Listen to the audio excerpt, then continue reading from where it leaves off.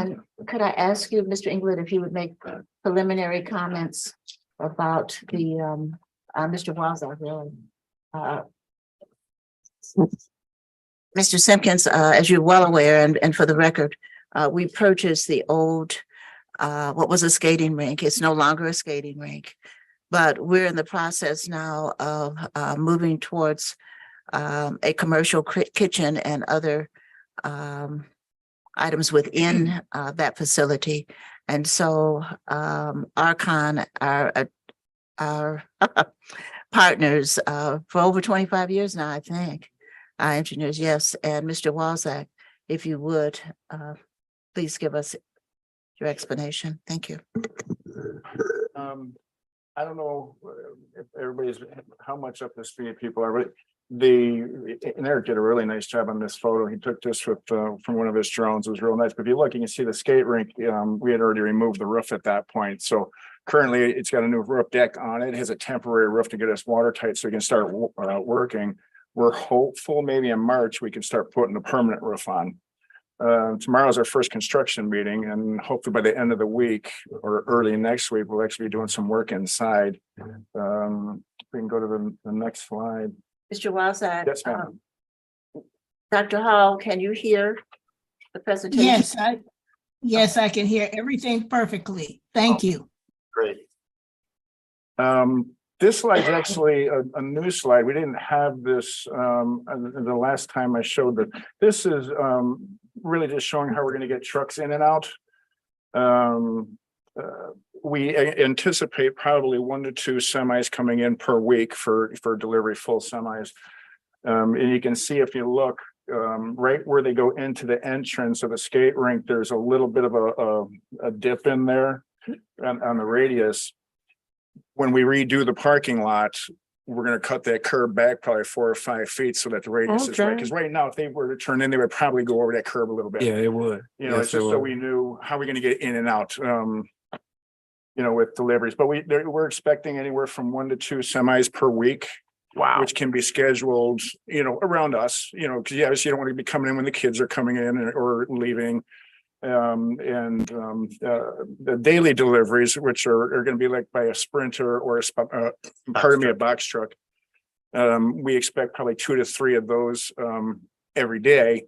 But again, they're just going to be making runs to the schools. So adding 2 or 3 box trucks, you know, to our traffic flow is really minimal. Especially over the years when we built the PAC, we built the field house, we've actually reduced our parking capacity by about 212 with the 2 properties. So adding a couple of box trucks is not going to, you know, overcome a couple of 100 cars. Right. You know, so we don't expect to have anything, you know, as far as traffic congestion or things like that. And they can be scheduled very tightly because the box trucks are controlled and scheduled by the vendor themselves. Okay. So you got to deliver at this time or you have to deliver at that time.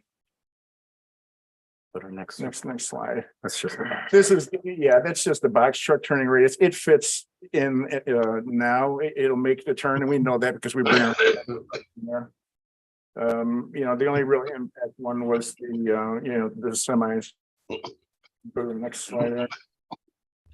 Let's go to the colored one. It's easier to look at. Mr. Lyons, are you able? I know that he has a bad cold. Are you able to mute that? Yeah.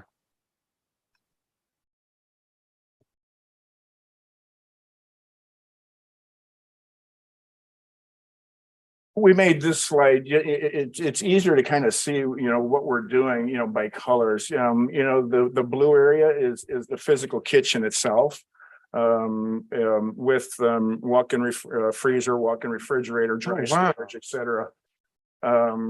We also have on the bottom of that, which is in blue, it's what we're calling a commissary kitchen. It's a kitchen. So if we decided, let's say we have a luncheon over here. They obviously don't want to shut down production if you're making, you know, lunch for, you know, or breakfast for, you know, the other school districts. You can't shut down, but you could go over to it. It's a small kitchen where we can make sandwiches or, you know, just, you know, anything that we would normally do, you know, for a function here. Gray areas are the loading docks. Green areas are what we call support spaces. lunchrooms, offices, place for people to have a break, things like Mhm. that, locker rooms, changing rooms. Yellow is storage areas. We will have the ability to store quite a bit more there. Right now, we store all your costumes, your dance, your choir, your band is all stored at the old district office. Remember at the old boardroom? Right, Yeah. right. Where the desk was and everything, we took all that out and now we have shelves in there or hanging racks where we hang all the clothes. It's way over full. Okay. That storeroom here will be, I want to say one and a half times the size of the old boardroom over there. So it's substantially bigger, for stores, plenty of room for growth. And we also have, the larger yellow area is essentially just a large storage area. It's just what we haven't accounted anything for usage. But what we think we'll end up putting in there is things, we own a stage that we use for shows. We own choral risers, we own platform risers, we own, and the list goes on and on. It gives us a place to put all that where it's in one spot, racks of chairs, racks of tables. So you still have a place to put it all, because right now it's scattered throughout the district. So you're gonna save you some space over there at the old district office. Well, we have an idea. We want to turn it back into a room, Okay. retain nothing much, but we still do. A matter of fact, we did it. The Martin Luther King Day, we had our food service training over there. Oh, So okay. it's in there. People were in there with all that stuff. It's not a clean look. So we'll just kind of fix it back up, and we can use it for training. Wow. Oh, wait, can you go back once? I just want to touch a little bit on, just to give a sense of scale. So the room that we're standing in right now is about 1,800 square feet. That blue area that encompasses the entire kitchen, that's around 6,300, so more than triple of the space that we're sitting in right now. And similarly, that yellow space is around 6,300 as well. Wow. So that's, we're talking about 6 times the size of the space that we're in currently, just for those 2 spaces. And then obviously some of the delivery areas, the gray, that's like 1,000 square feet, a little smaller than the space that we're in now. And then the purple area, extra use space, multi-purpose room space, that's in 2,300 square feet, so a little bigger than the space we're in right now. Okay. 23,400, I believe. That's a big building. It is. It's completely empty right now. When you go in here, it's surprising. It has a lot of space. Yeah, I kind of like the, I don't mean to interfere, you guys keep it, but I kind of like when you guys did the video, Dr. Davis sent us the video when the roof was off. Yeah. And I used to skate there. Oh. And I used to do security there as a policeman as well. And man, it did not look the same. I was like, wow, that is not the rink anymore. No. You can go to the next slide. Thanks. Uh, Just these Just are, a quick comment. This is Vinnie. Yeah. Potentially, this is creating jobs for people in the area. And I guess the only other thing I would be concerned about is how are we doing on security in terms of this area? That's it.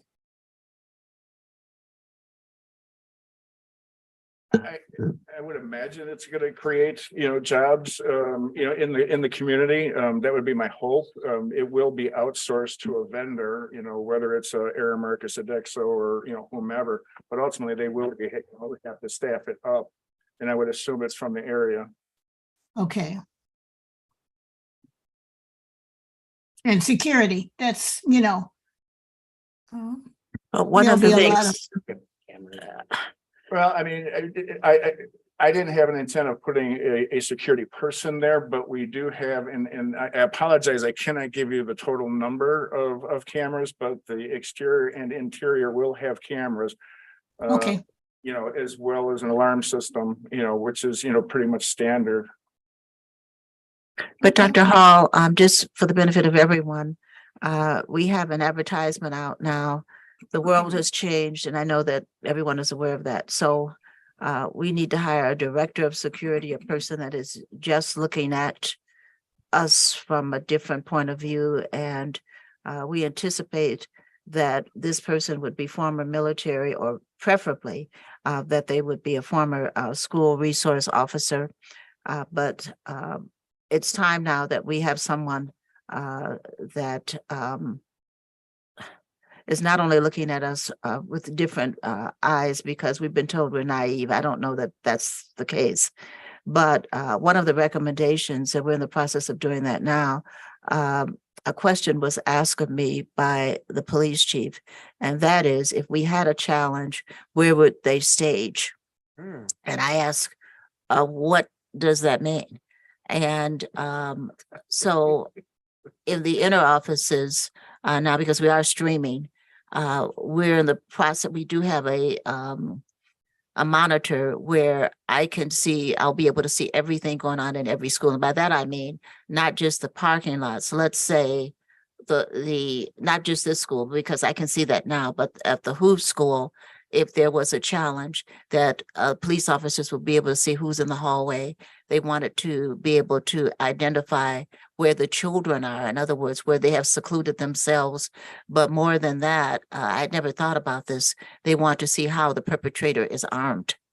And so we would be able to, we hope by July 1st, gentlemen, to see all of that. But we only have to tap on the screen and we can enter virtually any school, 8 schools. We can look at the hallways. We can center in on anything. And we really have been dependent upon our police chiefs to give us that kind of advice, because I really never thought about it.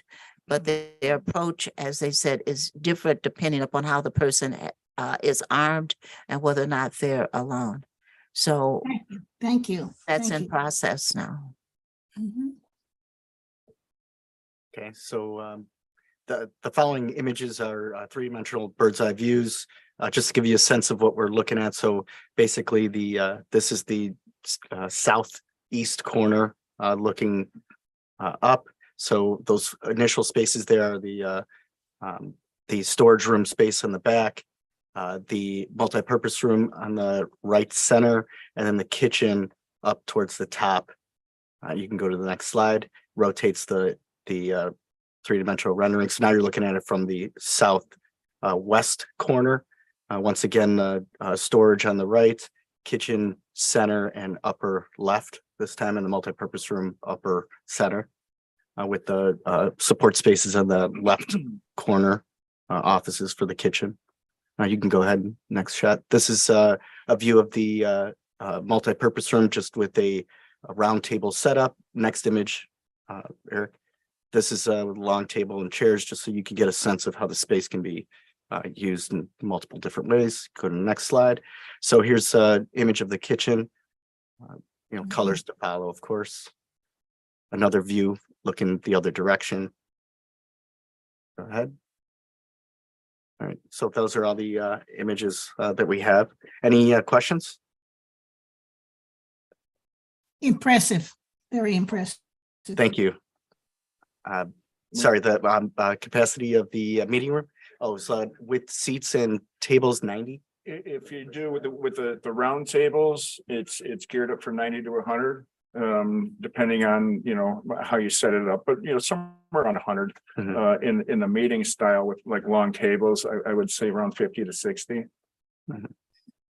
A setting like this, I mean, we have, That room, just to you'd get put it over in 100. perspective is, if you, the gavel there, from the gavel to the doors, and probably 6 feet wider, is the size of that room. So it's respectable. So I know that we'll have the opportunity to use that for small group sessions. And since there'll be a catering kitchen, we would be able to order what it is that we would like. And it will also be a savings. But if you could comment, Craig, on year 2 and our goal, please. Yes, thank you. Good evening.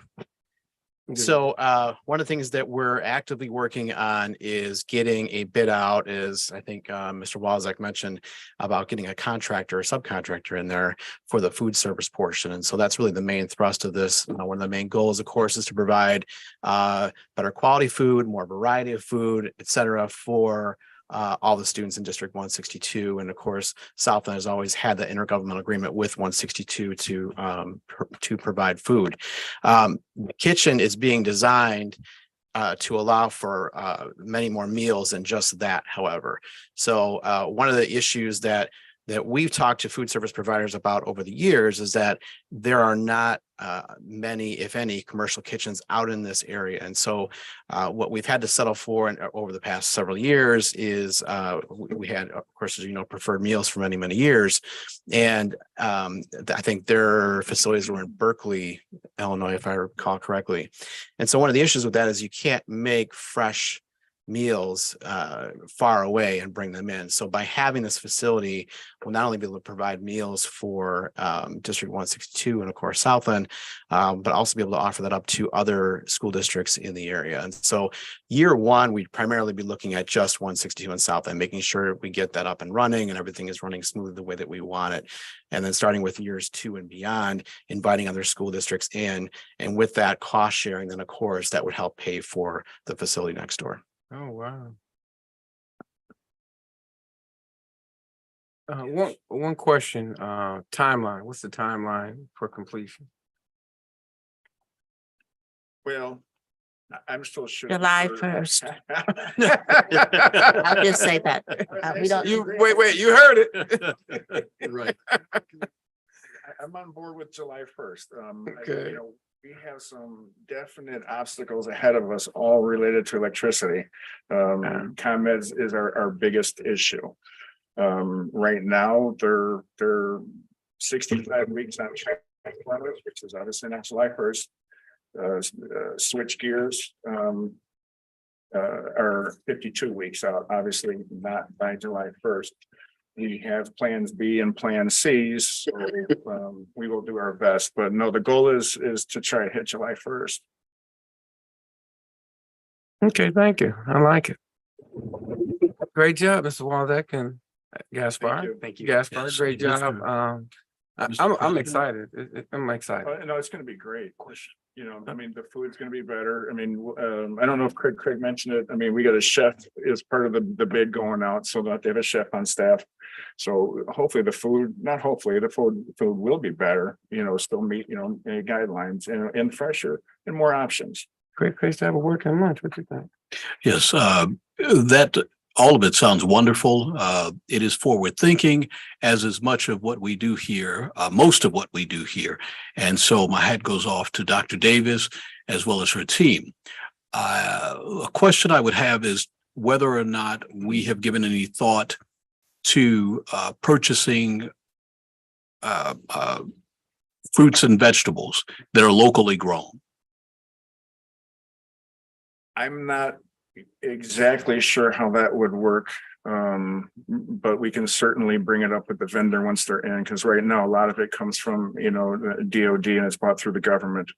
Whether or not they are held to that same requirement, I don't have that answer, but we can certainly find out.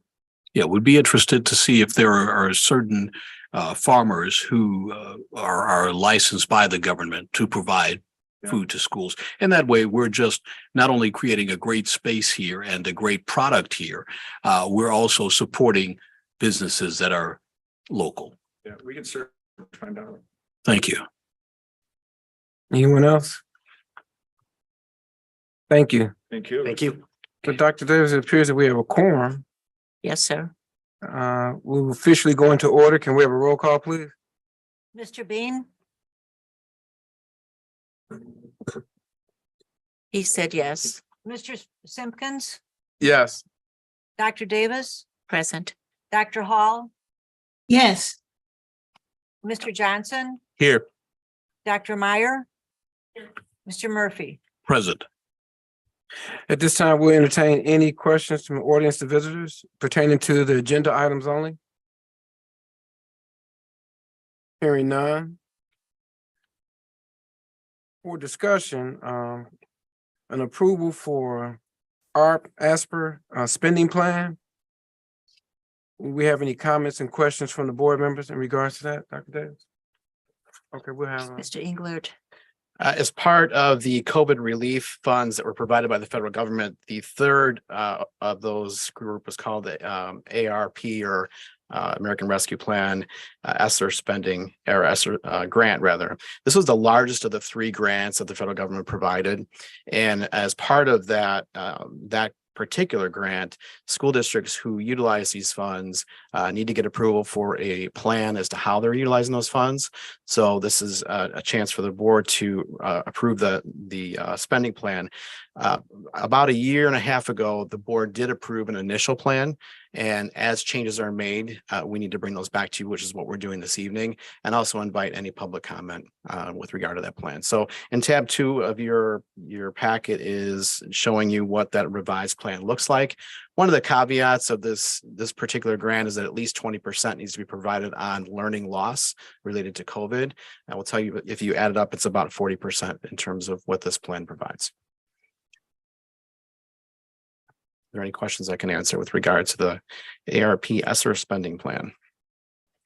Mr. President, if I could, as a part of this, a minimum of 20% was supposed to be used for learning loss. We looked at that comprehensively, and part of this is used for academic approach. For the first time, we added a full-time psychologist to our staff, and I feel the stress that adults as well as students are under. And so I think that was absolutely money well spent. We added also to our staff this year a dean. There are cadre substitutes that were added, but something that was a dream of mine, we actually have a coordinator of instruction. And you know that we reorganized a year ago, but we needed someone that was simply focused on what was going on in the classroom, that would visit classes on a systematic, regular basis and give us input. It's a high ticket number, but we do now currently have a coordinator of instruction, Mrs. Michaels, who's a part of that. You see Chromebooks, where even though here we have computer labs, and I compare that to some of the schools that have gone away from that. The way that we look at computer labs is not necessarily the traditional way.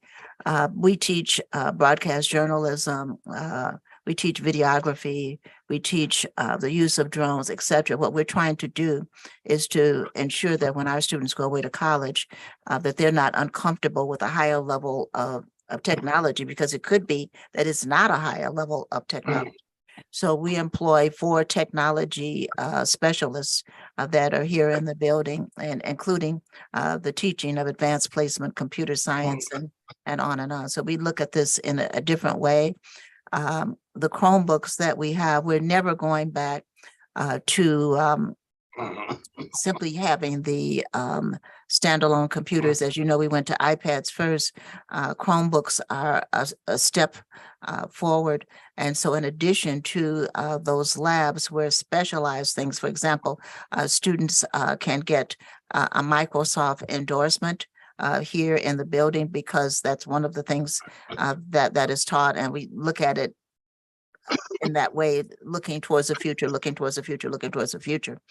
But what I think ESSER enabled us to do, and I don't know if Craig has that point of view, over the years, schools have not received very much funding, with the exception of money that we get from the state versus property taxes via property taxes. We're aggressive in writing grants, but you know that you write a grant, you may or may not have that funded, but we've been fortunate, and then a small sum of money from the state. This is the first time in my memory that the federal government has given millions of dollars to schools as a whole. All of us were raised up. And they said to us initially with those first 2 grants, we use that for testing, we use that for sanitary conditions, we used it for gloves, you know, all of those things when COVID was really surging. But now we have the opportunity to go even further with that, and we'll give you a report on that. You remember that we put in new washrooms, And a part of that was that no one would have to touch the washroom because of COVID. And you can spray down the walls and clean the washroom without anyone actually having hands on. So there are a lot of things that we've been able to do. But from my perspective, this is the largest sum of money that I have seen in many, many years. Maybe Craig wants to, we just have not ever received money that way. And so this summer, we will come to you with a lot of projects that we're doing, not only here in this building, but on the 162 side. But I talked about security and cameras. That's a function of it, because with ESSER, our world is changing, And so they provided the means through this grant for us to do a lot of things that perhaps it would not be possible for us to do without a competitive grant process. But all of the schools in our nation received this kind of money, and that kind of parity and equity also has never existed. You know, money generally depends on where you live. This did not depend upon where you lived. It was the numbers of students you have, and it enabled us to do a variety of things that possibly would have been only dreams had we not had this influx of funds. Thank you, Dr. Davis. It sounds like your stewardship, having received the money, that your stewardship is excellent and that you have come up with a plan, you and your team, to use the money in a way that would be beneficial to the district and the community. That's great to hear. Well, it's a reflection of the team. And also, just on a side point, remember, we did receive the grant that enabled us to stabilize our property taxes and in some cases lower them. Is this the second year or the third year? This will be the third time, second year in a row, but the third time that District One's. So the things that we're doing will not result in an increase in property taxes, but we are extremely grateful to have this flexibility. Great. Any comments, board members? Yes. Murphy? One of the things that, of which I'm certain, and that is that COVID has not only changed the way that we looked at education, because there was a time when we could say we had our finger on the pulse of what's happening in the educational spaces. But COVID has lifted up so many other issues of social justice, issues of how one feels when confined to a specific space. And in that, levels of anger and confusion have arisen.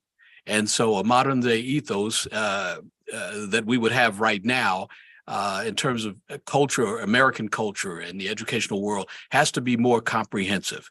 So it is good to see that we're using those ESSER funds in such a comprehensive way, and that we're not just looking at it strictly through a narrow perspective of just academia, but also through security and everything else, because you're right. The world right now is very different than it was pre-COVID. It's true. Thank you, Mr. Murphy. You're welcome. At this time, we'll address personnel matters according to the agenda from item A through H. Dr. Davis? Mr. President, could we have a vote on the ESSER plan, please? Oh, sorry about that. We have a motion. So moved. Second, It's been moved in second. There's a hesitation.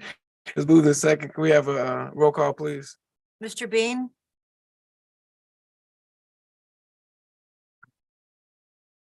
He said yes. Maybe you can give us a thumbs up Thumbs up, Mr. Bean? or.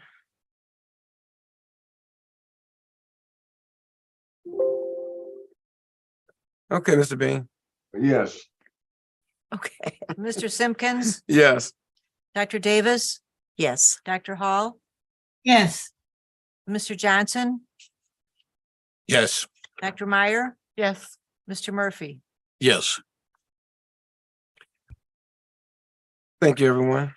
The votes carry. At this time, we will again go back to point 2. Personnel matters, Dr. Davis.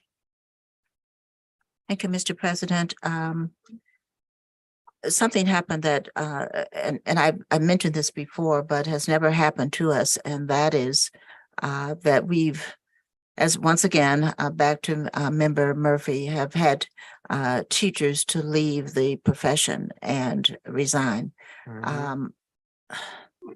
I think that we've done everything that we can to safeguard people here in the building. However, some people just do not simply feel that way. And we had people to leave the teaching profession. And so you have some resignations here. Within the family, which is 5, we've had, and within the family rather, that's 8 schools, we've had 5 teachers to leave. And some of them do feel that being in a classroom closed, which is a closed entity, that they've been uncomfortable. But you also know that we have gone through a phase where we went through social distancing, we went through a lot of different things, but still, we're very close to the students. It's a fact. And if you think of a school without touching, then you're not thinking of any of our schools. That's not what's going on here. And if you're uncomfortable, then it becomes a problem. I'd also like to say just a comment on the fact that we're mask optional. If you come into this building, probably 2/3, if not more, of the students and teachers are masked, even though it is their choice now. I sense that parents are saying that it's important because they're close together. I mean, you have gym, you have a lot of different things, art, etc. That's what they must be saying to them because it's not us. But the teachers, I think it's interesting also that as the flu and other respiratory problems circulated, that they thought perhaps it's better to have the mask. And someone coughed in this room before we started the meeting, and I know what everyone was thinking. Should I put on my mask? So it was a sobering moment to accept their resignations, but of course we did. And in some cases, we are welcoming other teachers to the family. But I will say this about COVID, it's not only affects us physically, in some cases, it has made us perhaps more cautious than we might have been because we've had to be. And so it's a reflection of that. But we do wish teachers that left us well. And the teachers that are here, we're as careful as we can be. But this is a school that's a social entity. And a school is also a place that maybe a child needs a hug, maybe they need a fist bump, maybe they need, that's what it is. But Absolutely. this past week, we probably had the loudest group that we've had in the building at a basketball game. And I looked at the parents and I saw maybe 80–90% of them were masked. Nobody asked them to mask. And then the young men on the floor, which is a whole different thing. But I do want to say to you that last year in December, when we decided to go into a hiatus and not play the rest of our season, that's when 3 of our coaches and 9 of the players, after we went to another facility, came down with COVID. So this year, we have been out there in the world. We played at Proviso, we played at Thornton, we played all over, and no one has returned with COVID. We have had other issues in terms of flu, etc., but we have not had COVID. So the COVID is still in our environment, but it's certainly not affecting us the way it did a year ago, when I felt that it really was necessary for us to go inside of our own bubble and be very careful. We have 1 adult that is positive for COVID now in the building, but it is in everyone's head and everyone is trying to be as careful as possible. That is true. Thank you, Dr. Davis. Are we entertaining a vote, a motion to approve the personnel matters? So moved. Second. It's been moved in second. Roll call, please. Mr. Bean, Aye. Mr. Simpkins, Aye. Dr. Davis, Aye. Dr. Hall, Yes. Mr. Johnson, Aye. Dr. Meyer, Yes. Mr. Murphy. Aye. Thank you, everyone. At this time, we entertain a motion for approval of the board minute. So moved. Second. It's been moved in second. Roll call, please. Mr. Bean, Aye. Mr. Simpkins, Aye. Dr. Davis, Aye. Dr. Hall, Yes. Mr. Johnson, Aye. Dr. Meyer, Yes. Mr. Murphy. Aye. Thank you, everyone. At this time, we'll receive the executive officer's report. Thank you, Mr. Simpkins. A lot to report this time. We have been working consistently with 227, and our philosophy has been stronger together than we are individually. And so the first thing that we did was we had a family that was burned out. They lost their home. But the mother is employed at 227. 6 of the children are in our facilities. And so we banded together. We have raised a little over $10,000, and we intend to give all of the money to her. But in addition to that, we have 3 sororities and 1 fraternity that are going to help us to furnish the apartment. It was seamless, and we're feeling just very, very positive about how the community can come together and to help someone. And so this was the project that took us only less than a week to raise the money and to stabilize her and the children.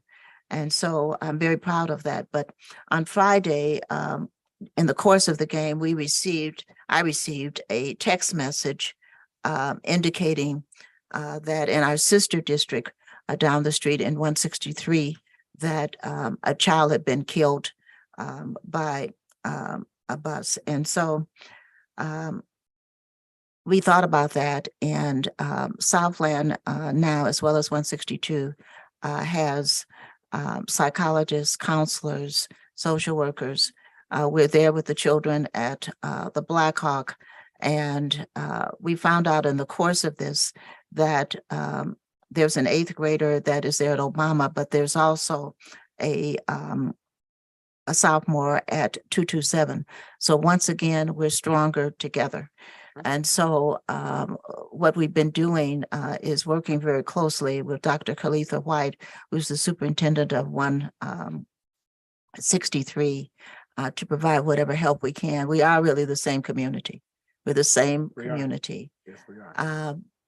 I was shocked because, as you know, I've been in education a long time. I have never experienced a child being killed by a bus.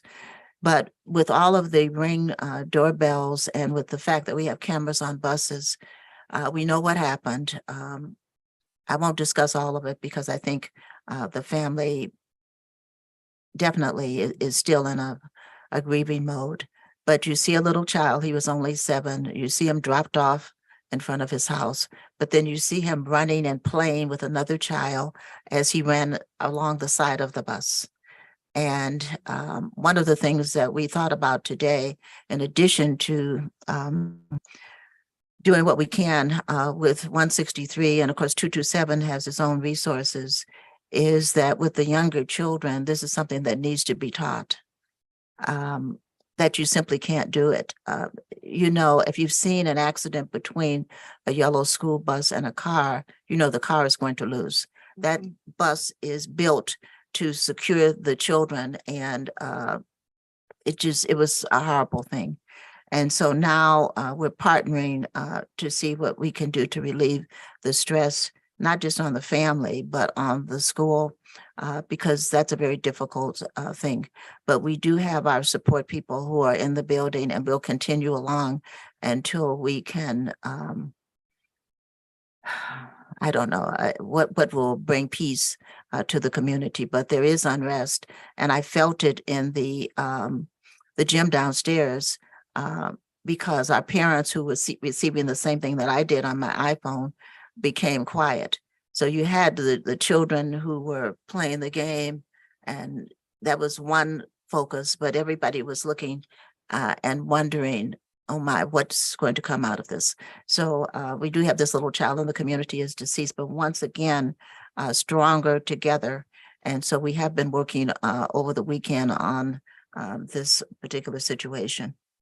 So I don't know if there's really nothing that I can say about that. We're going to do everything that we can to relieve stress. But I do think it's a very positive for us not to look at this at life as this, it's 162, it's 159, it's really all one community. It's all one community. And so that's kind of where we are with that. And we will leave our people there as long as needed, because we're also providing support for the teachers. So that's an issue, but that's where we are with that. On February 18th, we're doing something that is not usual, but I'm going to ask for the support of the board. By that, I mean, I want you to come out. I don't want you to support me from afar. Our Dr. Levy has been, he's a Kappa, Mr. Lane, and he's been working with the young men.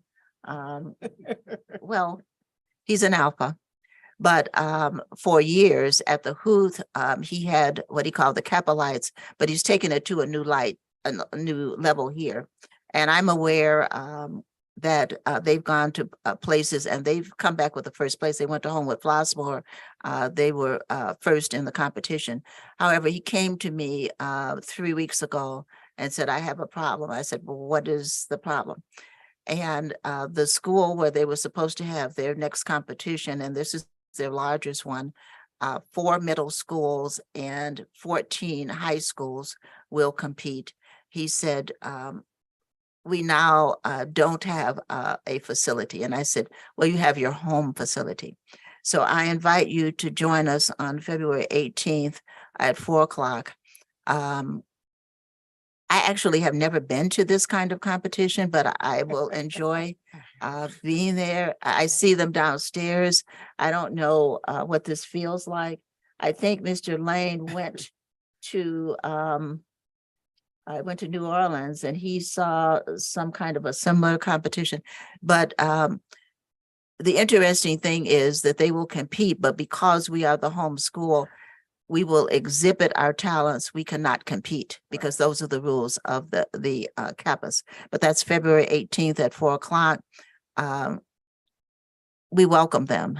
But I was told in advance that they do attract 800 to 1,000 members of what Dr. Levy calls the Divine Nine. Yeah. So, all right, that will be an interesting afternoon. That's gonna be interesting. And we will entertain that. And then we move to our Black History program, which is February 23rd at Southland. And we're already beginning to practice on that.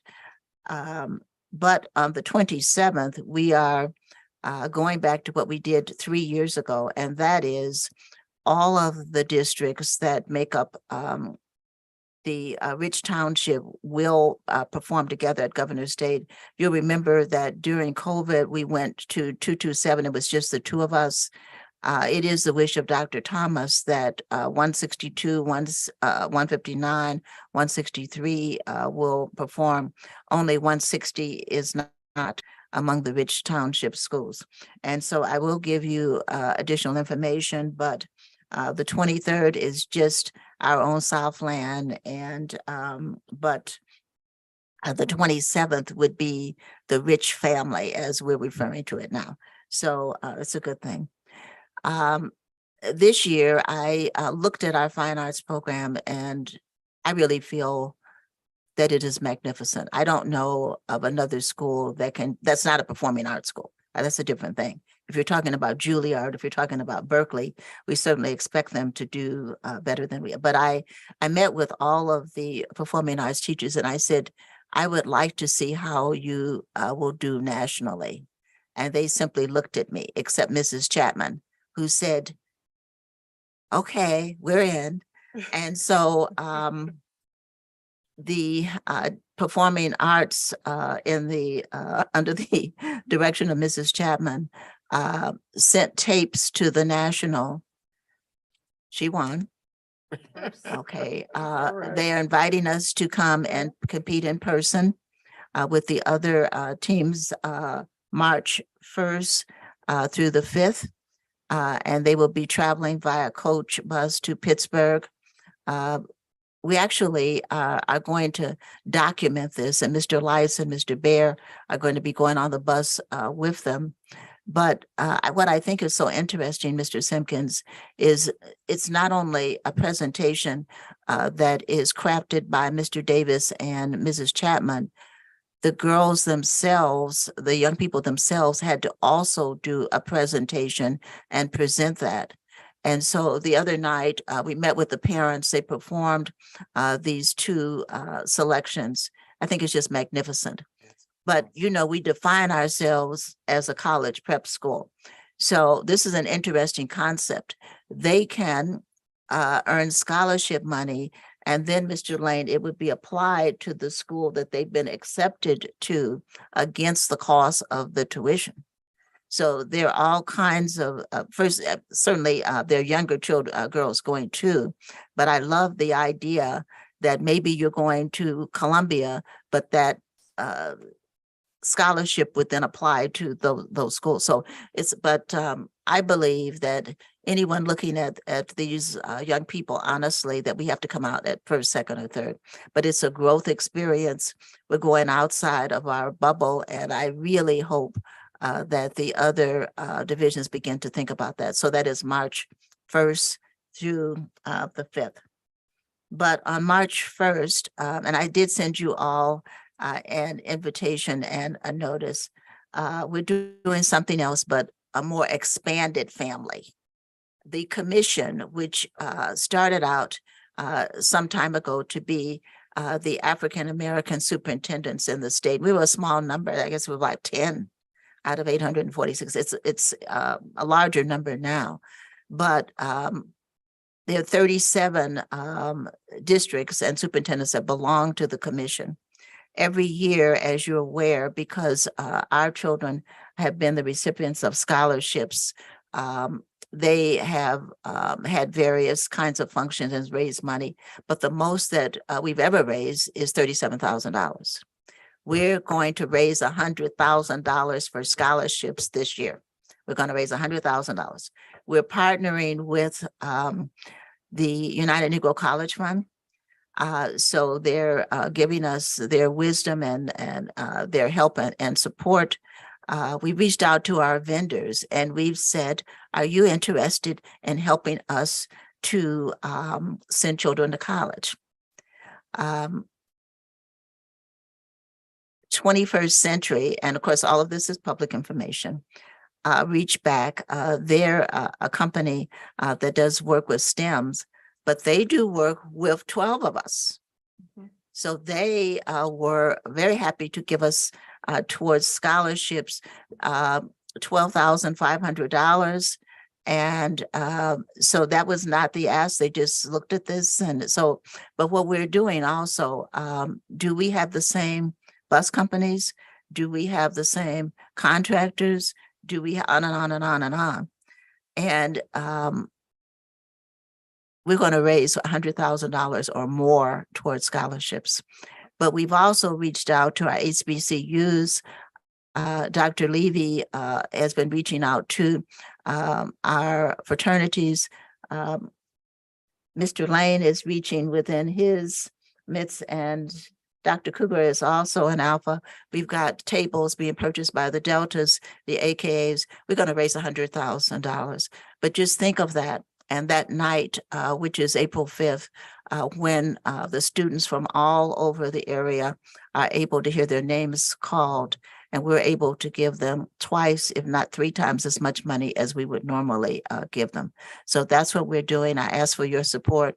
Please do everything that you can, but we're approaching this in a methodical manner because with 37 superintendents, for example, I won't mention the name of our law firm that we do business with, they asked for the list and they reported back, you have 15 of my clients.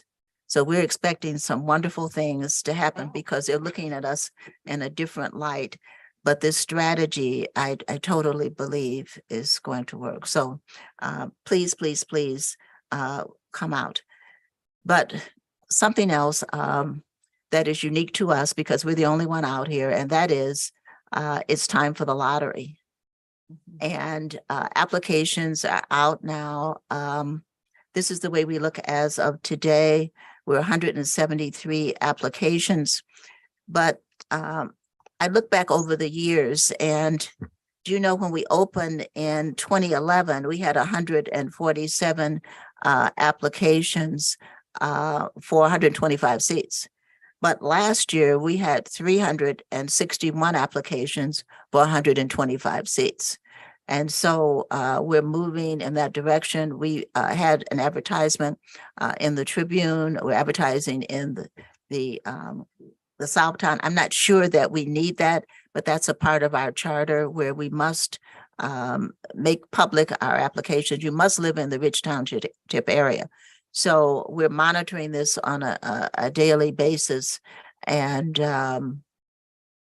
we've already taken more applications than we would have seats, because the only way we're over 125 are by transfers, because everyone comes in here as a freshman. So we're moving in that direction.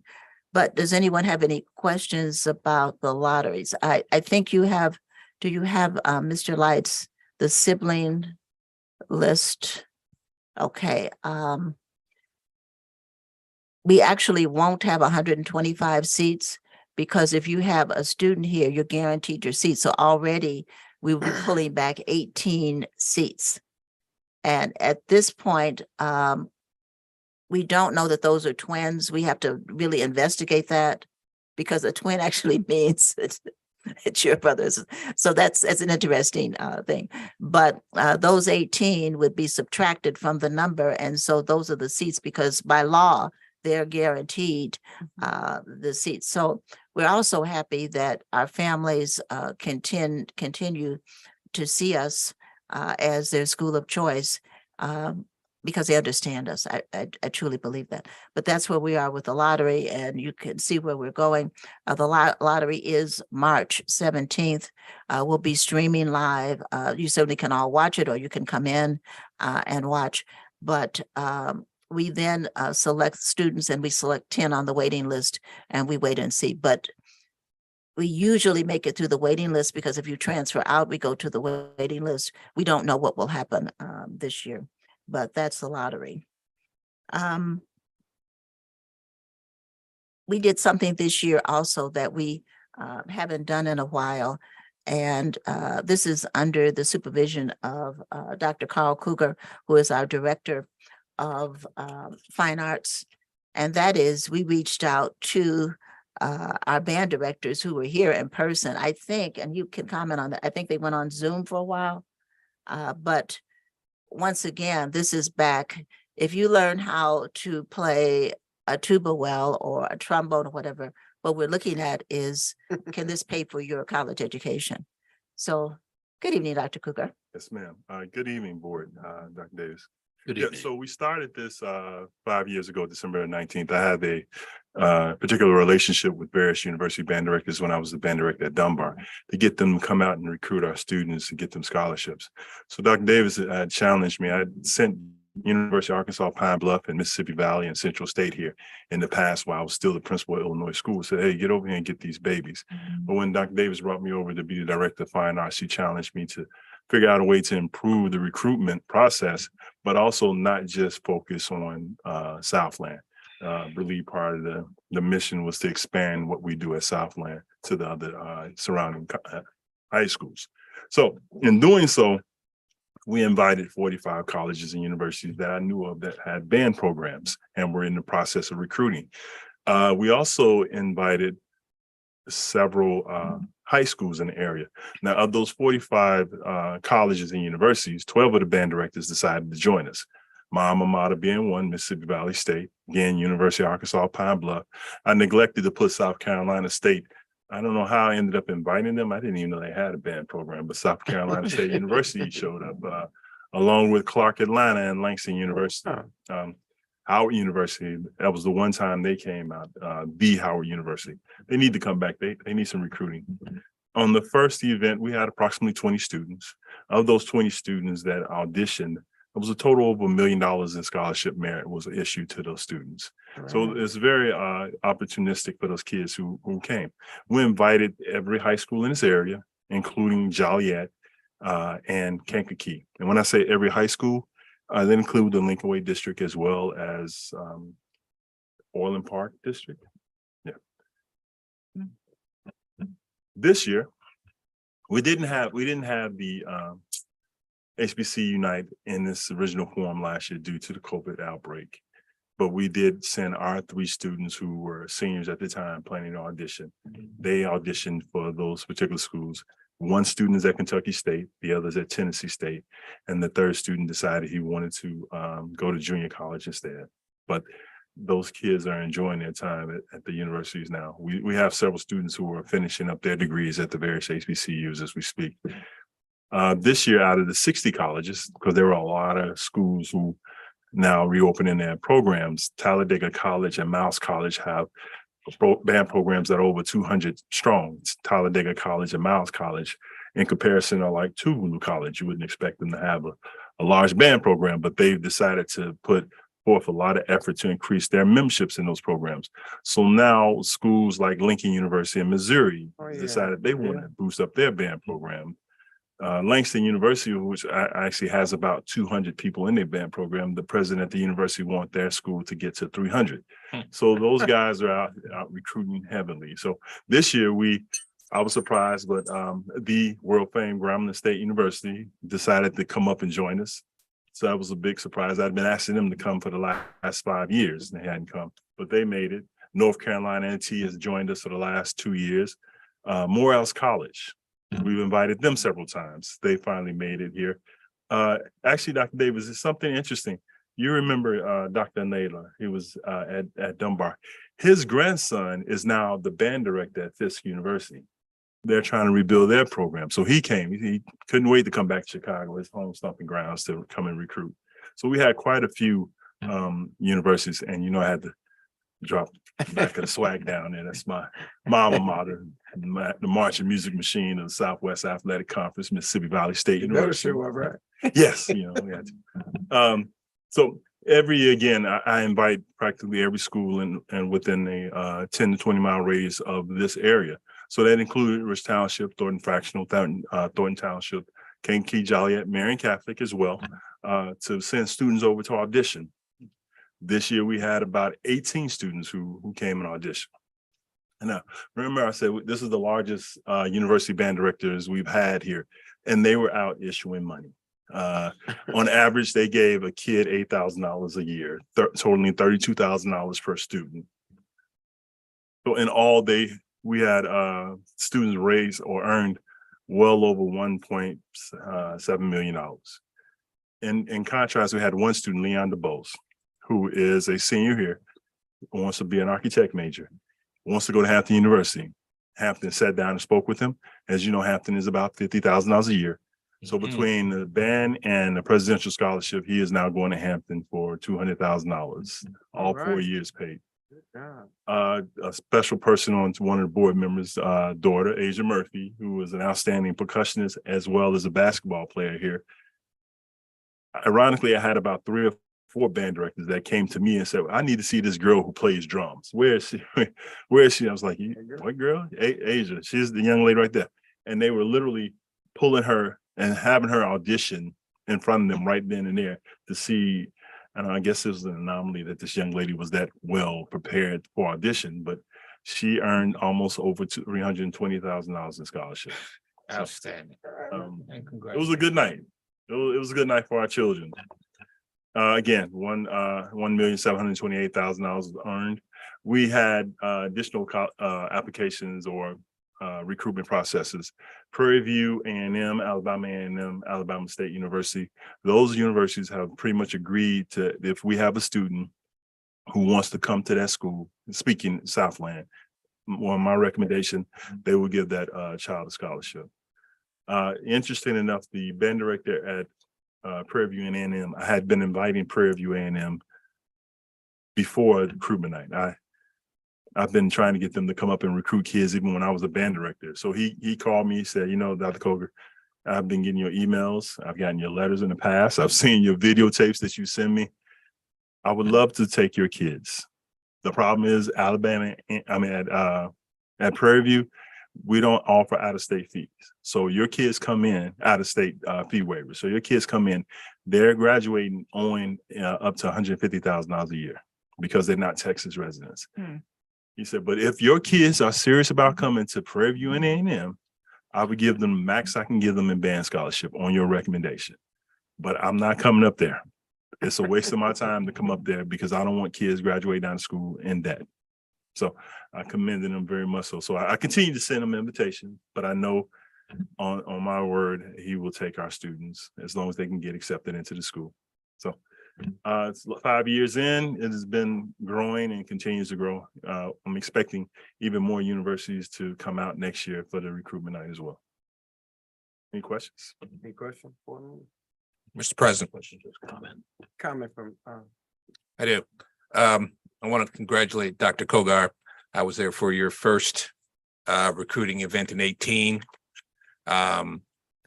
It's an excellent example and extension of the Southland mission that we're preparing our students for college, putting them in a position to be able to pay for their schooling and and find all the ways that they can turn their talents into funding to help pay for their schools.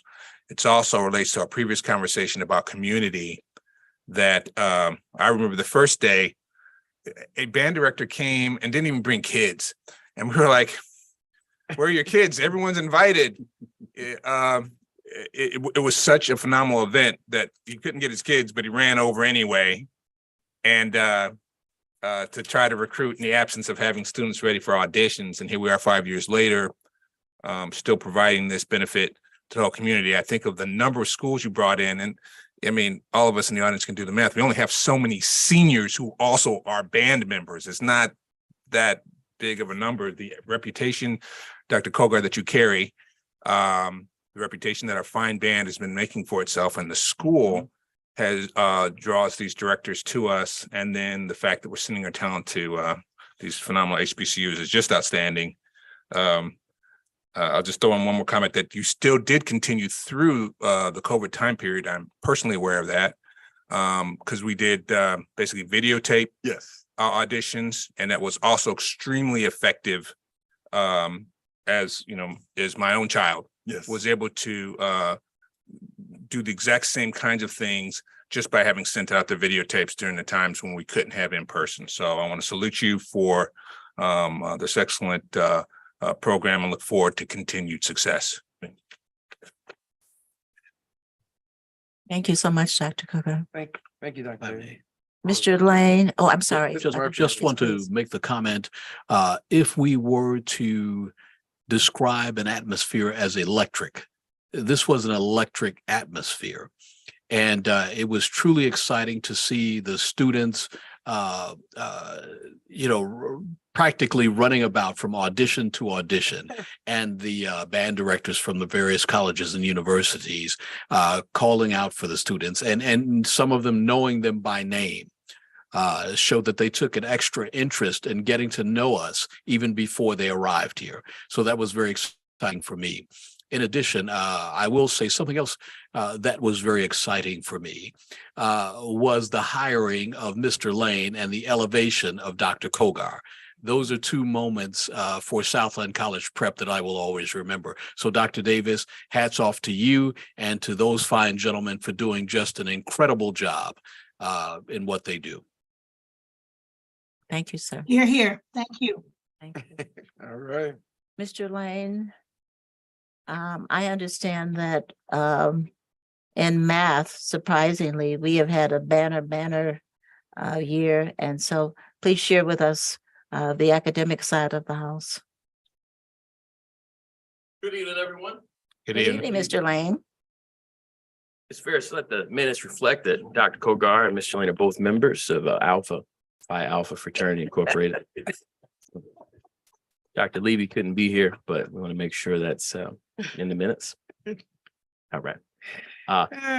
In all seriousness, if there is one thing that I could add, if we hadn't added enough already for Dr. Kogar's work, I can just tell you a personal story of a woman who reached out to me on Facebook and just saw that we posted the HBCU recruitment night. And she asked me, would it be possible for her son could come? They live in the city. They live on the southwest side off 63rd and Damon. And I said, you know, we can make anything happen. So I talked to Dr. Kogar and said, would this still be going on at 6:30, 7 o'clock? And Dr. Kogar said, absolutely. Any child who can get over here, take advantage of it. This woman brought her son over at 7 o'clock, and he's going to be going to Fisk on a band scholarship. All right. So this is just tremendous work.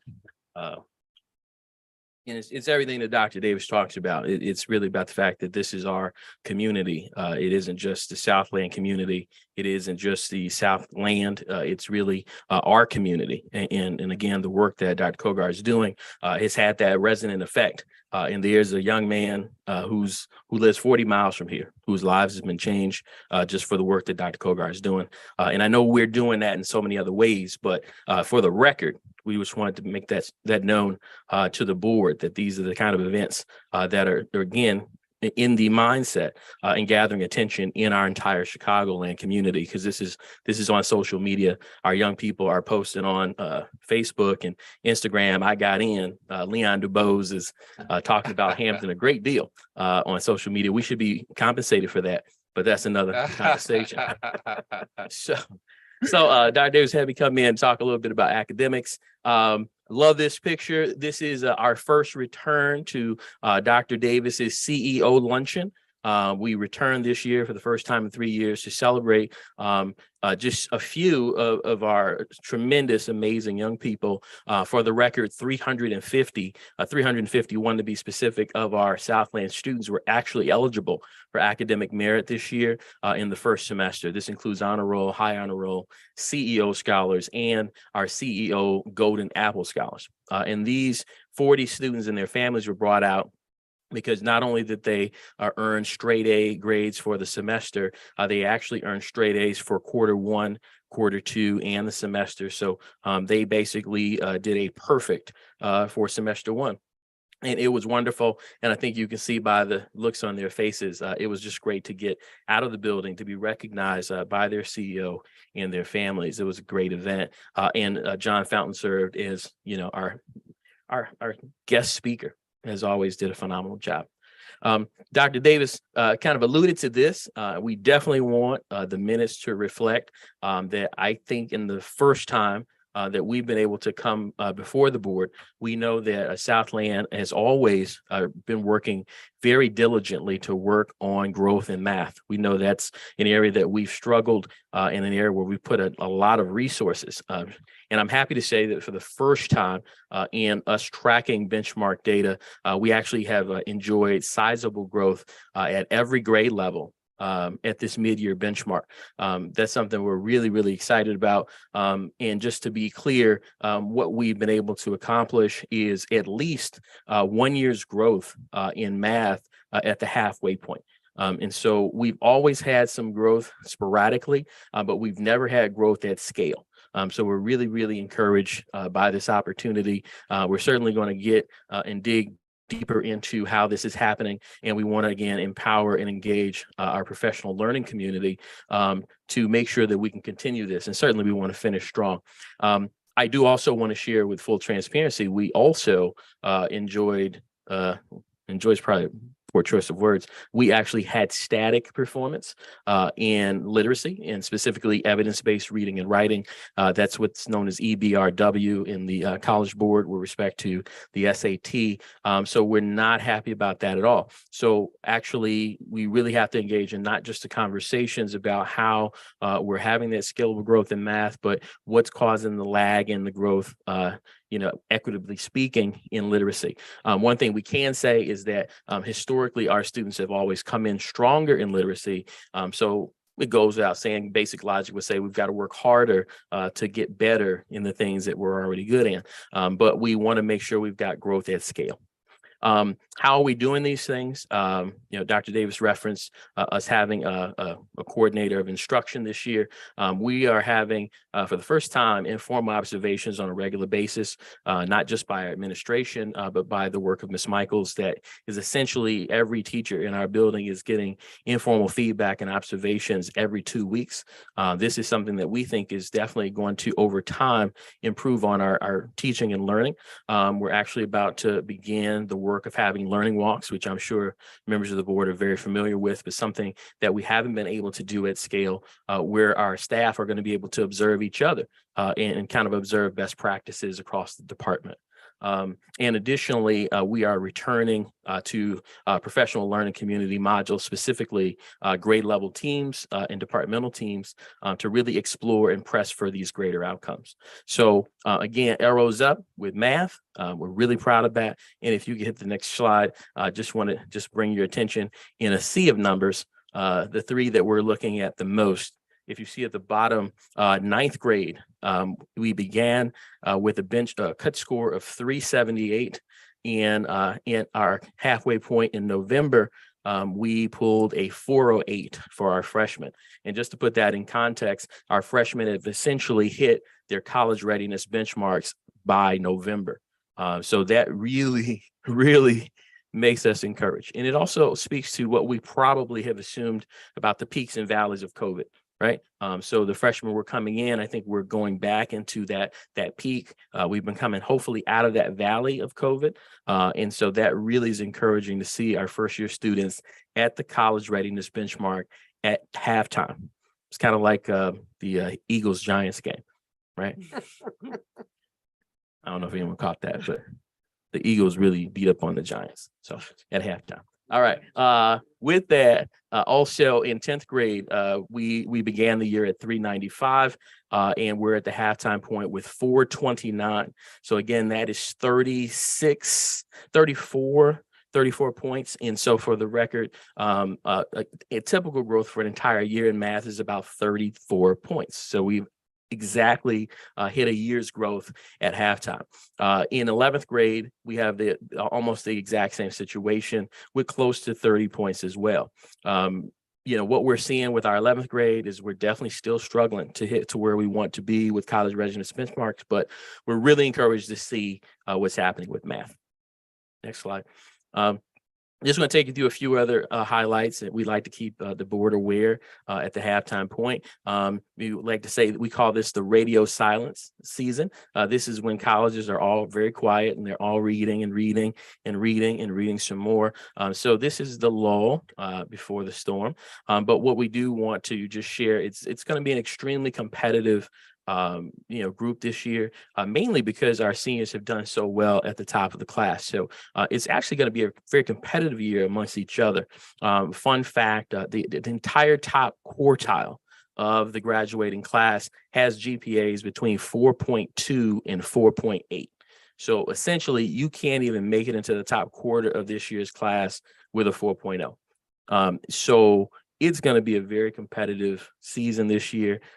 So our hope is we've spread them out across the nation. So there's enough gold for everyone, right? And we are at 90% of our seniors have been admitted. Somebody mentioned Asia Murphy. We're happy that she's joined the group and she picked up $250,000 or so in the process. So Asia is one of many. Our goal is to be at 100% by March 1st, and we can get that done. Just wanted to share another partnership we've met up with. You may have heard of the University of Alabama, pretty good public university. They are beginning a new program with respect to College Board for nationally recognized scholars, particularly for African-American, National Achievement, and Latino. So we had 12 of our seniors that were recognized. All of them have been not only accepted to the University of Alabama, but received full tuition scholarships as out-of-state students, and that was something that Dr. Kogar referenced. Very difficult for public universities to support out-of-staters.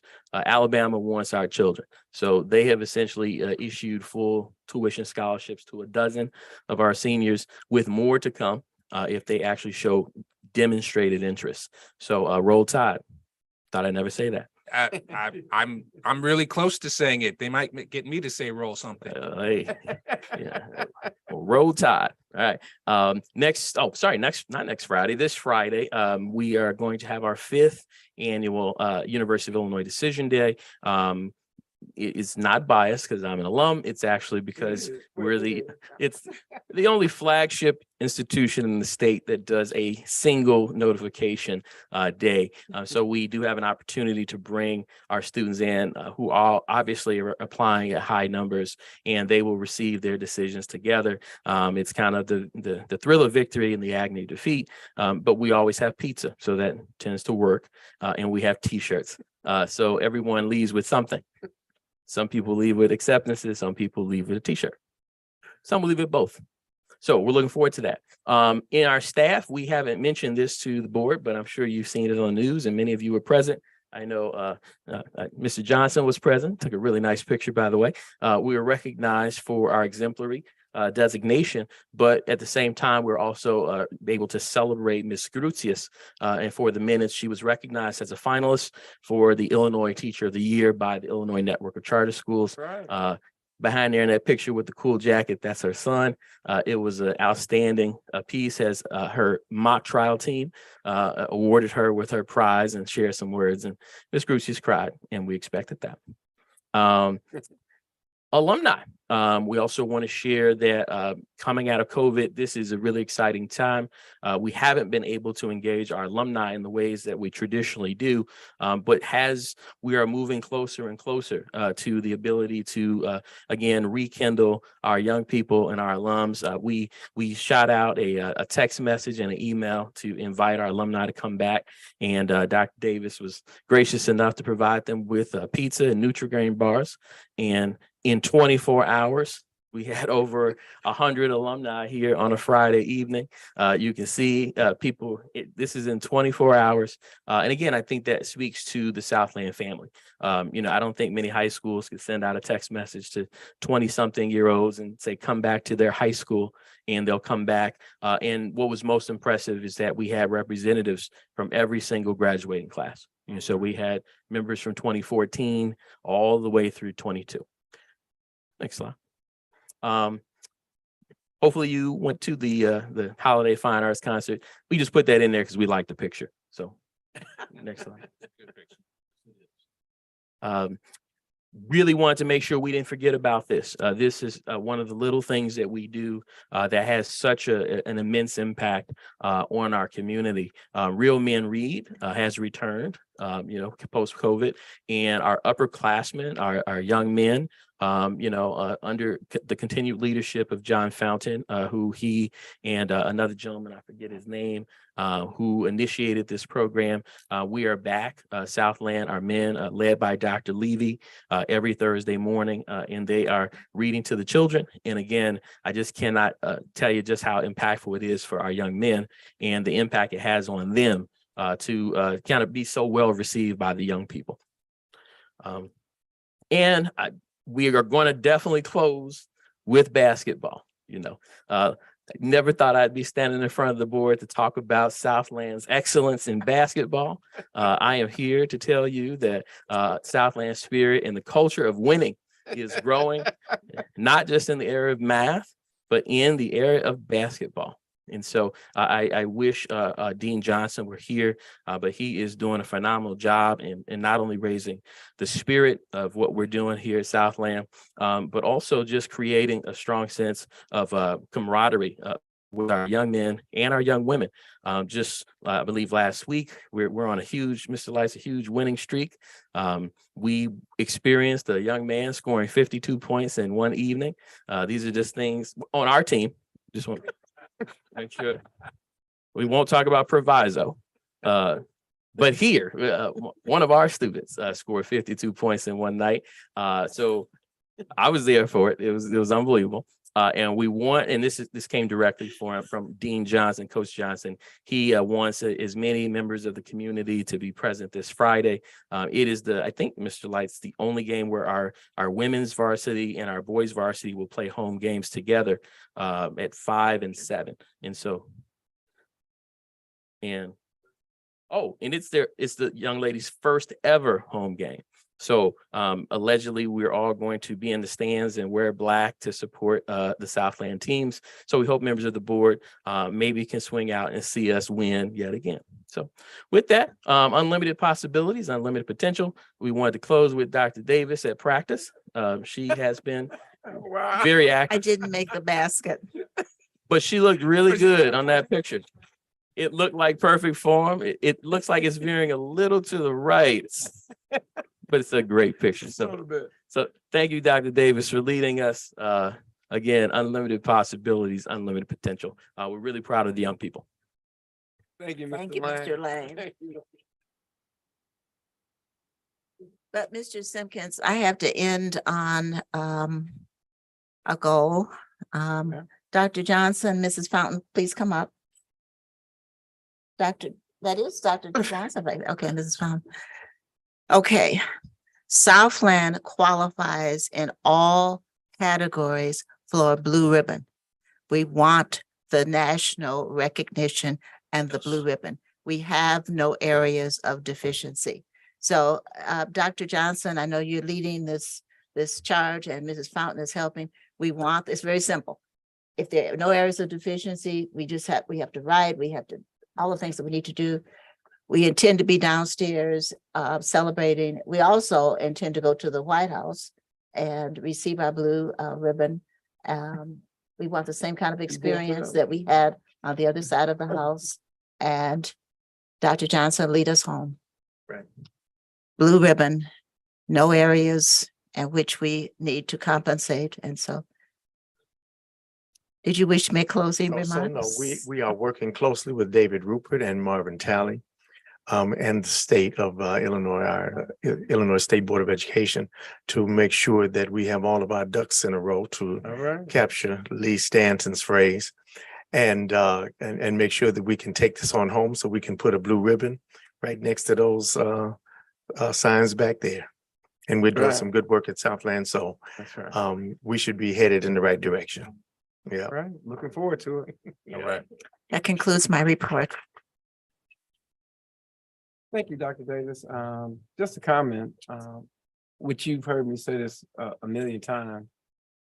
Key markers for college readiness when students are applying to college that I am so proud of us that we focus on is that students, you met the mark when you can get your students to test in at college level math and English. They're on their way.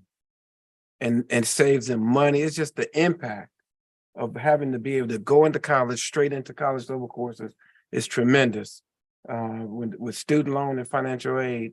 And so I am proud of the effort that is being displayed here, and then the hard work behind these students to increase their math scores and continue to increase their reading scores, that they are going into college ready. Going in there ready. Mr. Murphy. Yeah, I also want to applaud the efforts of Dr. Davis and your team once again. These are some interesting times in which we find ourselves. And nationally, we know that there is some suffering in the areas of education, and that there's a fall off from learning. And not only is it in the academic circles, but in some corporate circles where people are quiet quitting. And essentially what they're doing is going to work and saying, I will do the very minimum in order to keep my job because I've got so much on my mind right now. It is good to see that none of our students have been quiet quitting. And I think that that's because attitude reflects leadership. And your leadership simply does not allow for any quiet quitting. Your leadership does not allow for any time where a student or a staff member can look at you and say, she isn't doing all that she could possibly do. And so in that, I thank you. It's really the children and the teachers.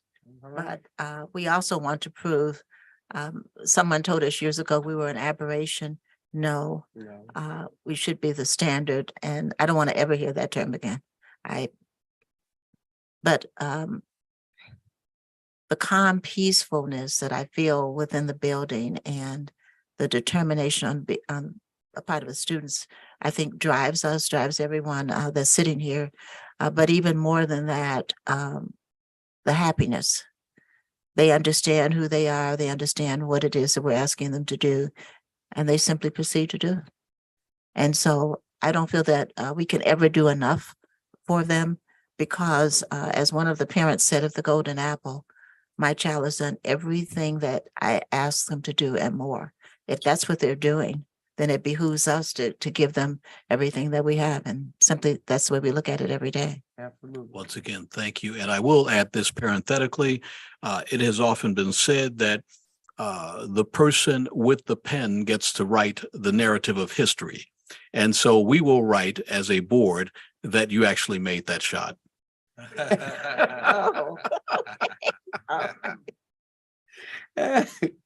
Oh, right on, Murphy, right on. Thank you, Dr. Davis. At this time, Thank you. we will go into executive session to consider pending, probable, or immediate litigation information regarding a student discipline case, the appointment, employment, compensation, discipline, performance, or dismissal of specific employees or public officials, deliberations concerning salary, schedule, or for more classes of employees, the purchase of leases or real estate property for the use of for the public body, security procedures, school building safety and security, into the use of personnel and equipment to respond to an actual or a threat assessment or a reason for potential danger to the safety of employees, students, safety, public properties, and or sale of purchase of securities, investments, or investment contracts. That's a lot. I'll take a motion. So moved. Second. Second, Roll call, please. Mr. Bean, Aye. Mr. Simpkins, Aye. Dr. Davis, Aye. Dr. Hall, yes, aye. Mr. Johnson, Aye. Dr. Meyer, Aye. Mr. Murphy. Aye. So let's go into executive session. Mr. President, just so for the record, we will not transact business as we come out of executive session. Thank you. So staff is excused if they choose to be. Yes. Gaspar, Mr. Walzak. Great job. As usual, man.